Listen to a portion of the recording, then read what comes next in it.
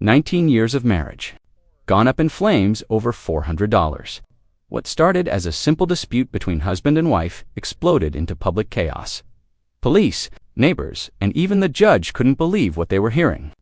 In this courtroom, we're about to witness how a relationship built over nearly 2 decades collapses in just minutes.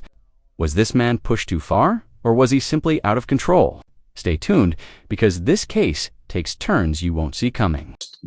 All the domestic violence charges, and the matter was set for sentencing today on a disturbing the peace charge.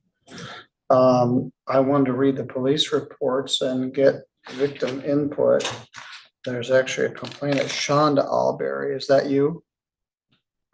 And I did read the police report, and it disturbed my peace. This happened on Michigan Avenue in the neighborhood I grew up in when I was a kid, a couple hundred yards from where I grew up, and disturbed the neighbors, and you were just out of control. At this point, the defense tries to soften the blow, portraying William as a hard-working man just trying to get his fair share. But legally, that's where things get messy. Even if he believed he was owed money, storming onto private property, shouting in the street, and physically confronting his spouse crosses from civil disagreement into criminal conduct. Notice how his attorney steers the conversation toward co-parenting and divorce, a smart move to gain sympathy. But here's a question for you. Do you think intent should matter when emotions run this high? Or should the law stay firm, no matter how personal things get? According to the report, you were mad that your wife sold a car and got some money to support her and her kids, and you came over like a bull in a china shop once again and wanted the money, or some of it. That spilled out into the street, and you're yelling at her and knocking her down, and the neighbor lady said this happens all the time.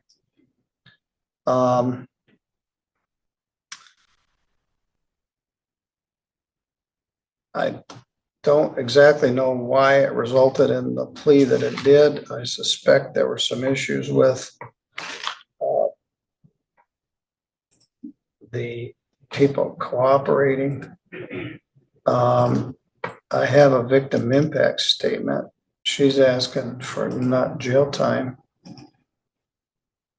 Ms. Ives, what would you like me to know? Well, Your Honor, my client works at Applebee's. They have 4 children together. I think my client, based on the events that happened here, he believes that most likely him and his wife are probably going to have to file for divorce. He kind of has a different outlook on the way this went down. I mean, he went over there to get proceeds from a truck that was stolen, and that created, sold. And an argument ensued over the money that was supposed to be there. Clearly, I think that he would indicate that he tries to just walk away from incidents with his wife. I mean, he knows that there's just got to be a better way to get through. And a co-parent, they have 4 children together. He's got custody of one of the children. My 19-year-old stays with me. And then the other are with their mom. But where are you staying, William? Yeah, we talked about that before, just down the road from me. All right, so you're still out there? Yeah. Are you still at Applebee's? Yes. All right, go ahead, Rhonda. I just worked 7 days this past week. All right. Go ahead. I think that's it, Your Honor. I mean, I think that, he wishes that, I think that there wasn't these tumultuous issues between him and his wife, and they could work everything out. It just seems that they definitely have differences of opinion, and it leads to arguments, and it just may be time for both of them to move on. Mr. Alberry, what would you like me to know? It all sucks. 19 years of marriage is a lot to throw away. But I feel that if I don't move on, she'll be my prison sentence because she'll push me until the point one of us is gone. Well, And I tell me don't feel about that's right this. for my kids. So Tell me I think about it's the time sale. to stop. Tell me about the sale of this truck. My truck, we redid the engine in it. A few months later, my transmission went out. Got pushed back up into the driveway. The agreement was on 2 cars that were sold that we were supposed to split it because we both helped pay for them. Now, The first one, she didn't give me nothing off of. you were not She living told there? me when I came over to pick up, when I come over, that she would give me part of the money for the pickup truck. Because she didn't give me part of the money for the first car we got rid of. That she got rid of why she threw me out. Okay, so you weren't living there at that time? No, I was staying with her on and off. Because I don't know, she wants to string me along all she can. All right, and there was no child support order in place? No. Were you giving her money to help the kids? Yeah, I was giving her my Applebee's check free and clear every 2 weeks until she threw me in jail. Then I stopped it from going to her. All right. So how much did this truck sell for? I told her I wanted to sell it for no less than 800. As far as what she actually sold it for, I couldn't tell you. And here's where it all unravels. The infamous $400 argument. The judge's frustration is clear. This isn't just about money, it's about control and pride. William claims he was punched, but witnesses, including neighbors and police, tell a very different story. The reality, both sides seem trapped in a toxic cycle of blame and retaliation. The heartbreaking part is, while they're fighting over car money and tools, their 4 children are caught in the middle. What would you have done here? Walked away? Or fought for? What's yours? Comment below, because this is where reason meets raw emotion. Thank you, sir. So you're having a fit over $400 or less. Plus, I'm not sure why I don't make the decisions about what the charges are, what they're reduced to. But this happened in front of witnesses. The neighbor lady saw it all. Police saw you were a huge horse's ass when the cops got there. Probably because I had just been punched in my face, sir. 3 times while I was sitting in my van. Punched by who? By the complainant. Well, that doesn't give you a right to abuse the cops. Now, what the neighbor lady said and what the kids said differs from your version, but Marissa, do you wish to provide any input? All right. This is not a domestic assault charge. That was dismissed, but I suppose you're arguably a complainant for disturbing the peace. Are you Shonda Alberry? I am. And what would you like me to know? The incident that had occurred that day, William the truck had broke down across the road, but we were having previous issues with it the week before, where it was only going 20 miles an hour and he was frustrated with it. Well, the transmission finally went out on it. It was abandoned across the road with transmission fluid all over the ground. So right on Michigan Avenue there? Yeah, right across, like diagonal from our house. He sent me a On the message. street or in a parking lot? On the street. Okay. He had sent me a message and said, sorry, I can't be the man that you want me to be, and I'm done. I am moving to Colorado. The truck is on the side of the road. Therefore, I had to take the truck and get it back to the house so it wouldn't get impounded. And the agreement was I did sell the truck for $800. He was giving me half of his Applebee's check, which was only a couple $100 every 2 weeks to help with the kids. And a friend, a female friend, had a 3-year-old and she was kicked out of her house. She asked to crash on my couch for 2 weeks. I told her, yeah.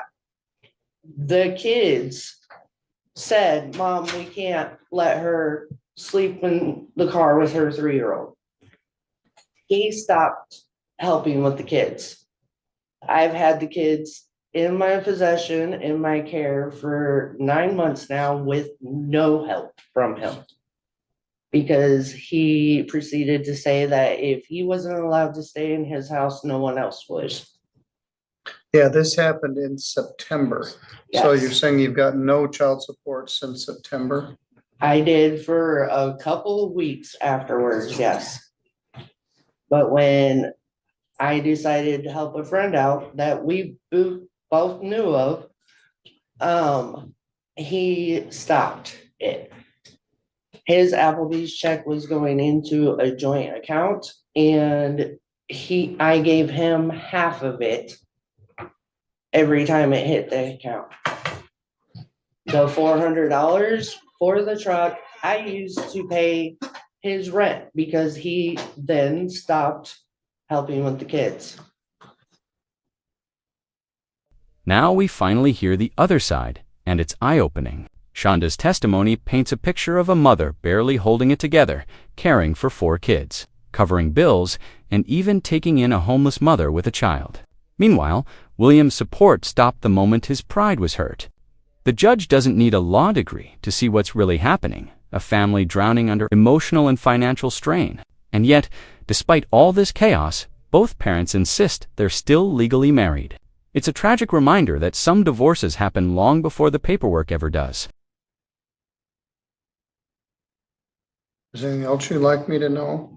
And the argument that day that did expire, I did tell him that I had the money, but it was in the bank, and that was not good enough for him. So he proceeded to say, okay, you're not going to give me my money, so I'm going to take $400 worth out of the house. So he went in the garage and took all the tools out of the house that we both bought, and proceeded to go into the house and broke the microwave, which his children used to eat. And yeah, the neighbors are fed up with it. I'm fed up with it. The kids are fed up with it. Like, we can't. We Well, don't see. He hasn't been back there since September, correct? No, but he has proceeded to go buy the house and rev his engine and everything else. Well, you live right on the main Yes. street there.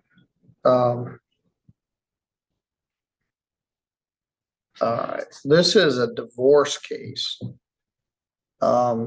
They call them district court divorce cases. They come in different varieties: domestic assault, sometimes small claims, sometimes landlord-tenant cases. But this isn't a divorce court. There was no indication about any physical assault from the complainant. It's just a fight about petty money stuff, and you're about as petty as it could get.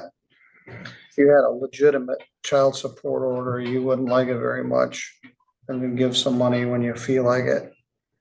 We have an open case in Indiana for a divorce, and I have been to Indiana. William has physical custody of the kids. The kids are supposed to live with him. Therefore, I cannot get food stamps for the children or any type of help. Well, nobody lives in Indiana, so I'm not sure how you ended up with a Indiana divorce. We lived there prior, and that was. So is the divorce pending? I was told that it was closed because he filed for a case closure. But you're not actually divorced? No, we're still legally married. And Well, he's right. Somebody needs to take the step here in Michigan. yeah, I've tried to get it transferred to Michigan, and Indiana will not transfer it because they're saying that it's still open in Indiana. Well, again, that's a divorce case and I'm here on a disturbing the peace. Correct. I'm gonna order 4 days jail credit, 4 days. He spent 4 days in jail. A $75 crime victims' rights fee, $50 state minimum fee, and a $150 attorney fee. That's $350, and that's all money away from your family. The bond that he had to post to get out of jail was money away from your family. But I'm gonna give you some time to pay this. I'm gonna make it due by June 30th. Somebody needs to file for divorce and memorialize things, or maybe you'll live together happily ever after. I don't know.